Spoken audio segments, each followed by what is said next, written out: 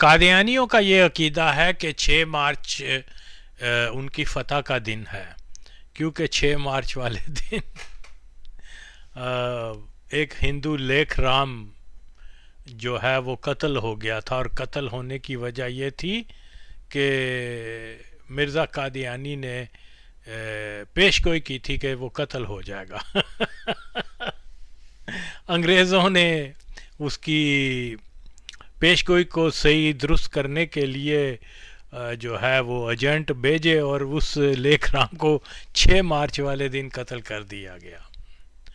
6 मार्च के दिन जो इसको अपना फतह का यौम मनाते हैं, और 6 मार्च वाले दिन ही उन्होंने 1953 की में जो है वो मार्शल लॉ लगाई थी और 10,000 मुसलमानों को शहीद कर दिया था।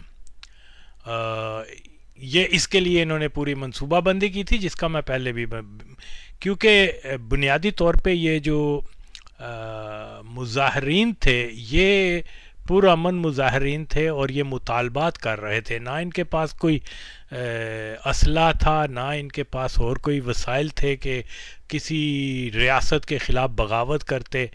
ये कादियानियों का मंसूबा था। कादियानी चाहते थे कि हम वंस फॉर ऑल पाकिस्तान को, जो कि ऑलरेडी सारी हुकूमत उनके पास थी, वज़ीर आज़म, जनरल, सब कुछ, जितने भी वो सिविल सर्वेंट वगैरह सारे मरज़ई थे 53 के अंदर, अभी भी हैं, लेकिन उस वक्त ये था कि वो हिडन इतने नहीं थे। आज तो हिडन है, लेकिन बहरहाल ये एक मंसूबाबंदी थी, और इसके मुताबिक इन्होंने 6 मार्च वाले दिन पहले एक पुलिस अफसर का कत्ल करवाया, और उसके बाद एक बहाना बनाकर फॉल्स फ्लैग जो होते हैं ऑपरेशन वो करवा के तो मुसलमानों के ऊपर उन्होंने यलगार शुरू कर दी।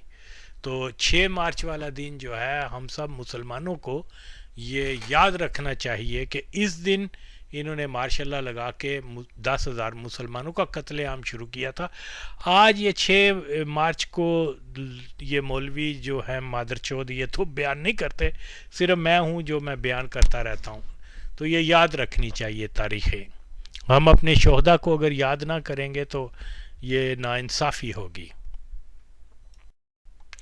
1953 की एंटी कादियानी तहरीक में गवर्नर जनरल जो था वो कादियानी था, वज़ीर आज़म ख्वाजा नाजिम वो कादियानी था, और वज़ीर फॉरेन मिनिस्टर वो कादियानी था, डिफेंस मिनिस्टर वो कादियानी था, और बाकी भी जितने लोग थे वो भी पूरी कबीना जो है वो 90 से 95% वो सब के सब कादियानी थे। और सारी जो डिप्टी होते हैं, ये डीएसपी और ये जितने भी नौकरशाही के करिंदे, तमाम के तमाम कादियानी थे। तो इन्होंने फिर जो इसकी इंक्वायरी करवाई, उसके 2 जजेस भी कादियानी थे, जिसका मैं तमाम सबूत गुज़श्ता वीडियोस में दे चुका हुआ हूँ। फिर से रिपीट करता हूँ कि वो जनरल ज़िया की माँ का लवर बॉय मिर्ज़ा अब्दुल हक अमीर जमात सरगोदा, वो ख़ुद कह रहा है, जो मैंने क्लिप भी लगाया था, तो वो ख़ुद, मैं फिर यहाँ लगा दूँगा क्लिप आखिर में, वो ख़ुद कह रहा है कि जो है वो दोनों जजेस जो थे वो प्रो कादियानी थे, और उन्होंने मिर्ज़ा को अदालत में आने का जो है वो जजों से बाद आने का कहा था, और वो ये कि कादियानियों के साथ उनके बड़े अच्छे ताल्लुकात थे। किसी भी ऐसे जजेस जो प्रो कादियानी हों वो कैसे कादियानी के ख़िलाफ़ रिपोर्ट लिखेंगे जनाब। खैर, तो इसमें जो कादियानी जमात जो थी उसने ये कहा कि ये सारे फसाद जो हैं मियां मुमताज़ दौलताना ने करवाए हैं, और सारा मलबा दौलताना पे डाल दिया, हालांकि दौलताना बजाते खुद मरज़ई था। तो ये सारी पॉलिसी उसके ऊपर काम कर रहे थे, कादियानी जमात के ऊपर, क्योंकि कायद आज़म या लियाकत अली ख़ान या दूसरे तीसरे, वो तो पाकिस्तान के बराए नाम सरबरा थे। असल सरबरा तो मिर्ज़ा नासिर था, सॉरी मिर्ज़ा महमूद अहमद मिर्ज़ा कादियानी का बेटा। खैर, हमारे यहाँ जो है ना ये गलत चीज़ें बयान की जाती हैं, तारीख़ गलत बताई जाती है, तो इसलिए ज़रूर है कि ये इन फैक्ट्स के ऊपर लोगों को जानकारी हो। तो इन्होंने सारा मलबा मियाँ मुमताज़ दौलताना पर डाल दिया, क्योंकि वो कादियानी था, वो कुर्बानी का बकरा बना और उसने सकूत इख्तियार किया। कादियानी कहते हैं कि जी वो 2-3 हज़ार लोगों को उसमें जो है ना मौलवियों ने और दौलताना ने मिलके मरवा दिया। यार 2-3 हज़ार लोगों को मरवाया तो इसको फिर सज़ा क्यों नहीं हुई, इसको अरेस्ट क्यों नहीं किया गया, इसको सज़ा मौत क्यों नहीं सुनाई गई? ओके, जुल्फ़कार अली भुट्टो जो इतना पॉपुलर लीडर था, एक आदमी के, वो भी झूठे इल्ज़ाम के तहत उसको फांसी लगा दी गई। और यहाँ 2-3 हज़ार मरज़इयों को मरवाने वाला दौलताना जो है उसके ऊपर कोई कानूनी कार्रवाई नहीं की गई। कोई है कोई जो इसका जवाब दे? है कोई लिबरल, है कोई हसन निसार, है कोई वसतुल्ला खान वगैरह जो इसका जवाब दे सके? हरगिज़ नहीं दे सकते, क्योंकि ये मादरचौथ जो है, ये हरामजादे, ये खुद मरज़ई हैं और मरज़इयों को अपनी माएँ पेश करने वाले हैं। तो इसलिए लोग ये जो लोग हैं, क्या कहते हैं, टीवी पे आके ये वो प्रोग्राम करते हैं, इनको फॉलो करना बंद कर दें। गुमराही के अलावा आपको कुछ नहीं मिलेगा। फैक्ट्स फाइंडिंग के ऊपर आएँ और आप हैरान हो जाएंगे कि हक़ायक़ बिल्कुल मुख्तलिफ हैं। तो ये इन्होंने दौलताना के ऊपर डाल दिया और दौलताना खामोश रहा। एक क्या जी, सज़ा भी नहीं, बस वो सुबकदोश हो गया और उसकी जगह दूसरे लोग आ गए। तो ये तो सारा प्लान था। देखिए, झूठ के पाँव नहीं होते। कादियानियों ने 1953 में 2 जजेस, कादियानी जजियों के साथ मिलकर जो मतलब सरकारी पेपरों में जो एक चीज़ जो है रिकॉर्ड करवा दी गई हुई है, वो ये है कि कादियानी मासूम थे और कादियानियों को मारने के लिए दौलताना ने मौलवियों को इस्तेमाल किया, क्योंकि वो फसादात करवा के तो हुकूमत में कोई बड़ा उसका सियासी फ़ायदा हासिल करना चाहता था। तो बात सीधी सी ये है कि ये तो एक बगावत का फिर केस हुआ ना, तो फिर दौलताना के ऊपर मुकदमा क्यों नहीं चला? हैरत की बात है, जिसमें मैं पहले कहा ना 2-3 हज़ार लोगों का ये दावा करते हैं कि मरज़ई मौलवियों ने मरज़इयों को मार दिया। ओके, हालांकि हकीकत इसके बिल्कुल बरअक्स है। ये सच ये है कि मरज़ई जो हैं वो पहले से तैयारी कर रहे थे, असला उनको दे दिया गया था, ट्रेनिंग कर रहे थे, हर चीज़ जो है ये इन्होंने मंसूबा, क्योंकि सारा कुछ हुकूमती मशीनरी सारी इनके साथ थी। मुसलमान तो रिसीविंग एंड पर थे। तो बात क्या है कि झूठ के पाँव नहीं होते। अब फ़र्ज़ किया कि कादियानियों की ये बात मान ली जाए कि Daultana was behind all that, तो फिर ये दौलताना जिसके हाथों में 3,000-4,000 कादियानियों का खून है, वो ये कैसे माचोद बगैरत हैं कादियानी जमात वाले कि उसी दौलताना को वेलकम कर रहे हैं, उसी को खाने खिला रहे हैं, उसी के साथ खुशगपियाँ लगा रहे हैं, उसी के साथ और क्या कुछ करते होंगे ये तो हमें नहीं पता, लेकिन अंदाज़ा लगाया जा सकता है कि ये कैसे इनके जो मरज़इयों का कातिल है, इनके आप देखें हंस रहे हैं, मुस्कुरा रहे हैं। क्या कादियानी मज़हब में ये सब चीज़ें रवा हैं कि जो शख्स 2-3 हज़ार मरज़इयों का कत्ल करे और उसको जनाब आप वेलकम करें, हाथ मिलाएं, उसको टी पार्टी दें, उसके लिए शायद बाद में विस्की पार्टी भी होती और रात के अंधेरे में, और उसको अपने मराकज़ में, अपनी इबादत गाहों में मुअज़्ज़ज़ मेहमान के तौर पर वेलकम करें उसका? बताओ ना, किस मुंह से उसका वेलकम कर रहे हो? एक तरफ इल्ज़ाम लगा रहे हो कि जी इसने 10 साल पहले 2000 मरज़इयों को मरवा दिया और दूसरी तरफ उसको इस्तकबाल कर रहे हो। और फिर अगर उसी ने किया तो चलो ये कहते कि भाई ये इसने ये माफ़ीनामा भी मांग लिया लिहाजा हम दरगुजर करने वाले हैं, ये वो। तो ये भी नहीं है कि उसने कहीं माफ़ी मांगी हो क्योंकि वो तो इन्वॉल्व नहीं था, वो तो वही कुछ कर रहा था जो कादियानी जमात चाह रही थी। तो झूठ के पांव नहीं होते मेरे भाइयों। या तो फिर डिक्लेयर करो कादियानियों अपने मज़हब का कि हमारा जो भी आदमी 10,000 या 20,000 या 2,000 लोगों को मारेगा हम उसको मुअज़्ज़िज़ मेहमान के तौर पर, ये हमारा अकीदा है। या तो ये डिक्लेयर करो। तो ये यानी 2000 कादियानियों का कातिल जो है वो इनका हीरो बना हुआ है, उसको मोस्ट वेलकम किया जा रहा है। ज़ाहिर है ये सारी झूठ बातें थी ना जो एक्सपोज हो गई। तो इसलिए अगेन झूठ के पाँव नहीं होते। और ये लिबरल वगैरह जितने भी हरामी कुत्ते हैं, ये दल्ले, ये गांडू लोग, ये भैंचोद हर जगह यही कहते हैं कि जी दौलताना ने ये कर दिया वो मौलवियों के साथ। दौलताना तो उनका अपना आदमी था और उसका कादियानी होना वो भी मैंने साबित किया। तो इसलिए हकायक की तरफ जाएं, इन माचोद हरामजादों की बातें ना सुने। तो हकायक क्या है? कौम का फर्ज है कि हकायक को जाने।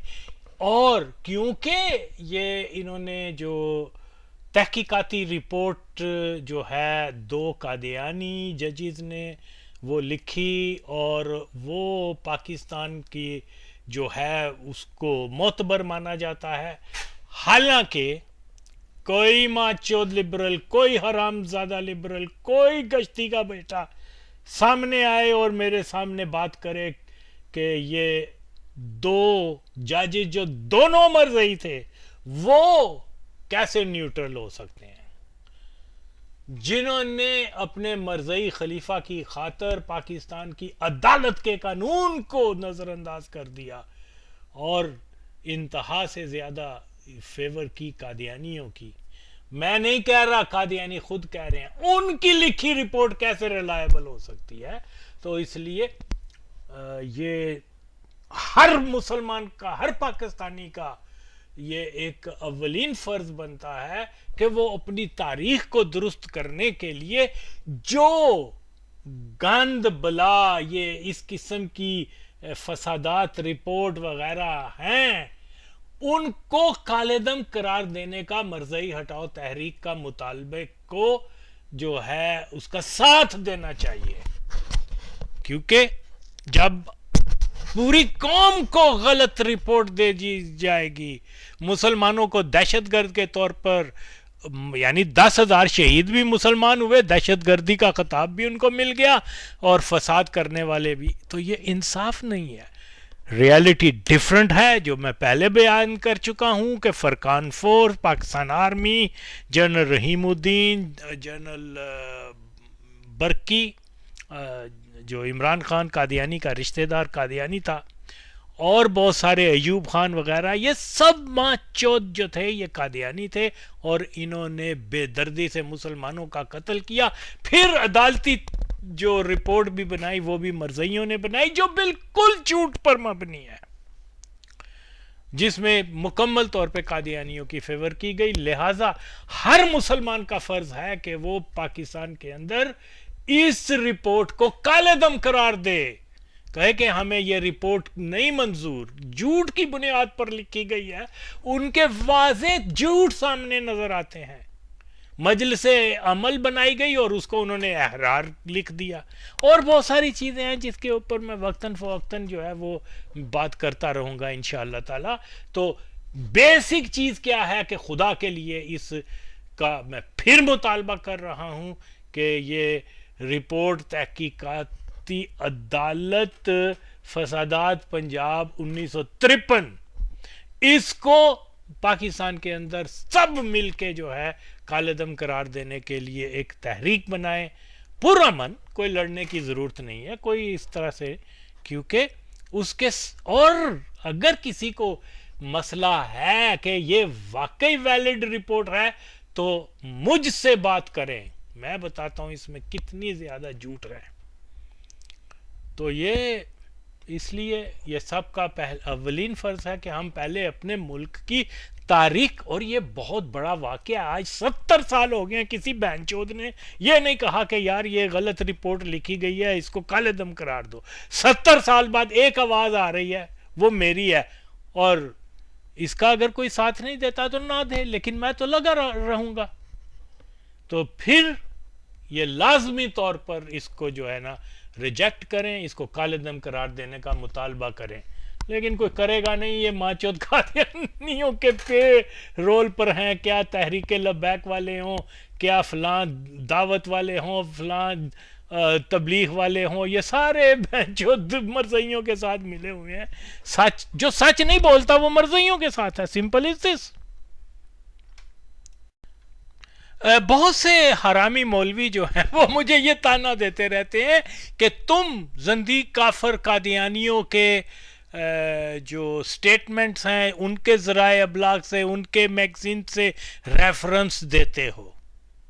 मैंने कब कहा कि मैं अपने तौर पे देता हूँ या किसी, बिल्कुल मैं बताता हूँ जनाब, ये अल फजल का हवाला है, ये तारीख़ अहमदियत का है, फ़लाँ फ़लाँ जो भी है, ये फ़लाँ मरज़ई स्टेटमेंट दे रहा है, उसकी वीडियो, मैं तो अपनी तरह से बात नहीं करता।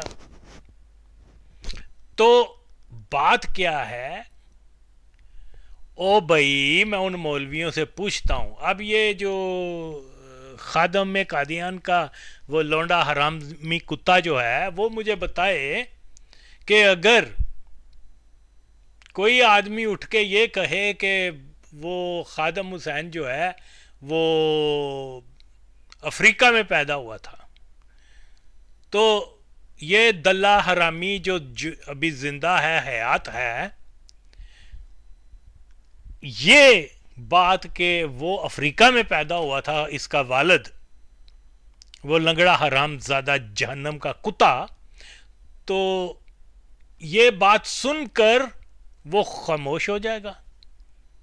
बताओ ना भाई, बात क्या है, बेटा स्टेटमेंट देगा कि नहीं ये गलत बात है, और मेरा बाप कंजर जो है वो फलां गांव में पैदा हुआ था, क्या अटक के पास जो जहां का भी था, तो ये फितरती सी बात है।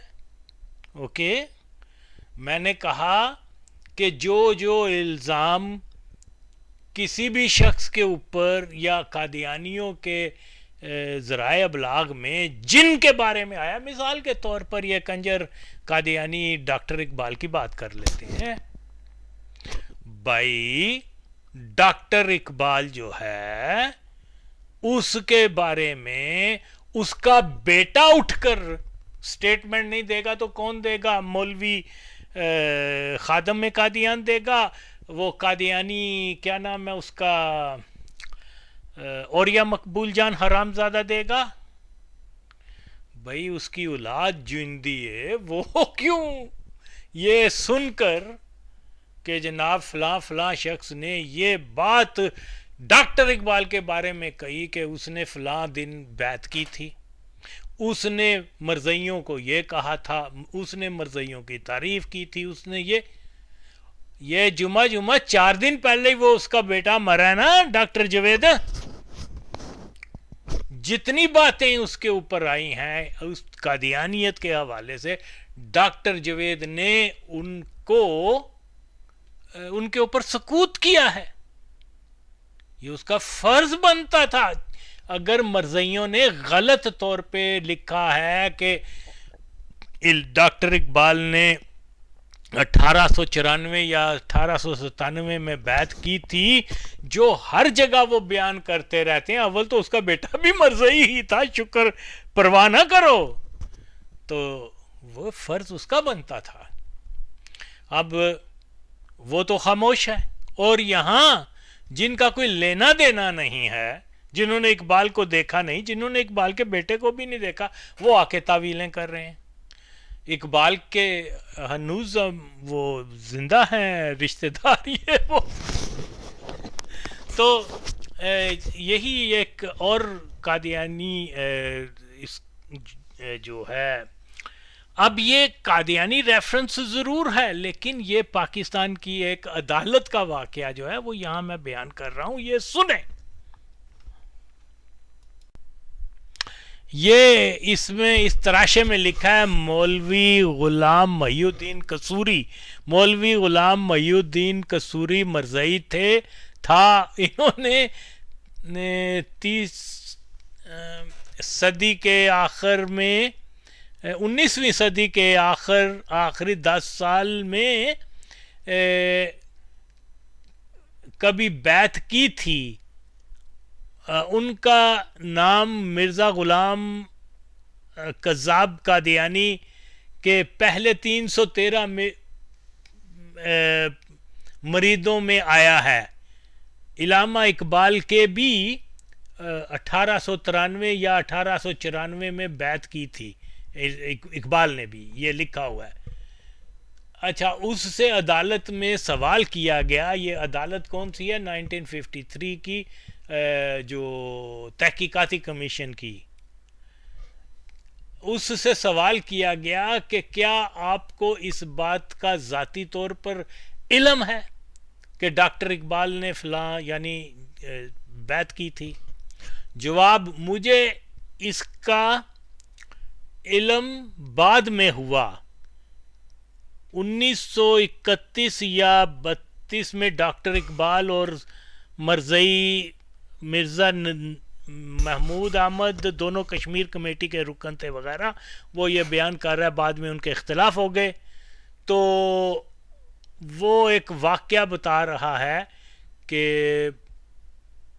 ये जो ख्वाजा कमालुद्दीन था, जो लाहौरी जमात का था, उसका बड़ा गहरा दोस्त था। इकबाल के सारे दोस्त गहरे जो थे वो मरज़ई थे, क्योंकि वो खुद दल्ला मरज़ई था। तो उसने उससे, इकबाल से पूछा, तेरी बैत दा की होया, तुम्हारी एक बैत का क्या बना? तो डॉक्टर इकबाल ने जो है उसका गोलमोल जवाब दिया।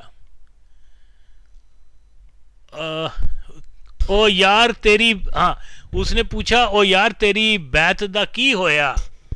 तो डॉक्टर इकबाल ने गोलमोल जवाब दिया, ओ वेला कुछ और सी ते ए वेला कुछ हो रे। तो अब मसला ये है कि यहाँ जिस चीज़ को बताया जा रहा है वो ये है कि डॉक्टर इकबाल ने बैत की थी, और इस बैत की बरियत शरई तौर पे तो साबित नहीं है कि उसने इस बैत से तौबा की हो शरई तौर पे, वो तो किसी के पास है नहीं। और सारे पैंचोद वो डॉक्टर इकबाल नू आशिक रसूल आखंडे ने मान चौध हरामजादे। कर मेरा क्या है, खुद ही जाके जहन्नम के कुत्ते बने हुए हैं। तो बात क्या है कि हमारा इतना कमज़ोर ईमान हो चुका है कि हम किसी एक शख्स के लिए, कभी इमरान खान माचौद मरज़ई को जो है वो मुसलमान कह रहे हैं बग़ैर शरई दलील के, कभी डॉक्टर इकबाल को मुसलमान कह के खुद काफिर हो रहे हैं, कभी ज़ियाउल हक जैसे माचौद को मुसलमान कह के। तो जहाँ ये म्यार हो, कौम की ज़हनी हालत ये हो, तो वहाँ सच की कहाँ कोई परवाह करेगा। तो बात ये है कि अगर उसने बैत तोड़ी थी, कही थी, तो वो बताता कि मैंने लानत भेजी है उसके ऊपर, ये मेरा रेफरेंस है। लेकिन वो कह रहा उस वेले गल होर सी तो हुण गल हो रही। ये कोई जवाब हुआ? ये तो टाल मटोल। और अगर ये वाकया गलत है, जो 1953 की बात है, तो उस वक्त डॉक्टर का बेटा, डॉक्टर के रिलेटिव, उसकी बेटी जिंदा थे। उन्होंने क्यों इसको जो है अवाम के सामने पेश नहीं किया कि हमारे बाप ने तो कभी भी बैत नहीं की थी? इस पर वो खामोश हैं ना। और ये बहुत सारे वाकयात हैं जो बैत का रेफरेंस है, वो उसके ऊपर उसकी औलाद तक जो है सकूत करती है। और सकूत करने का मतलब क्या है? तो इसलिए ये चीज़ भी देखें कि कैसे डॉक्टर इकबाल जो है गोल मोल उसको जवाब दे रहा है ख्वाजा कमालुद्दीन को। क्या मरज़इयों के साथ दोस्ती करना इस्लाम में जायज़ है? क्या इश्क रसूल की ये निशानी है मां चौधो मैं कितनी बार कह चुका हूं मर ना ले जड़ा वो भैन चौधो अपनी औलाद नू देंदा पिया उन्हां दा हथ मरज़इयां दे हथ। क्या इस्लाम इसकी इजाजत देता है? बोलो ते डीप भैन नू कंजरी दे पुत्र मौलवी हो। तो बहरहाल ये फैक्ट्स हैं, इसके ऊपर जो है लोगों को तवज्जो देनी चाहिए, सच्चाई का साथ दें, सच खुद भी तहकीक करें। और ये चीज़ जो है जब तक हम अपनी सही तारीख से वाकिफ़ नहीं होंगे हम मरज़इयों का मुकाबला कभी भी नहीं कर सकेंगे। तो आओ मिल के जो है अपनी नॉलेज में भी इजाफा करो और फैक्ट्स के ऊपर जाओ। किस्से कहानियाँ सुन के वो लंगड़े माँ चौथ की या ज़ाद अहमद की, कभी वो नियामतुल्लाह ने ये कह दिया और कभी एक वो मोटा सा दल्ला कोई दलाल सा है, कोई खुद को पीर भी लिखता है, वो मेरी गल सुनो में वो भी माँ चौथ कोई कादियानी एजेंट है। तो इन लोगों के पीछे ना जाओ, फैक्ट्स के ऊपर जाओ, इंशाल्लाह ताला अल्लाह मदद करेगा।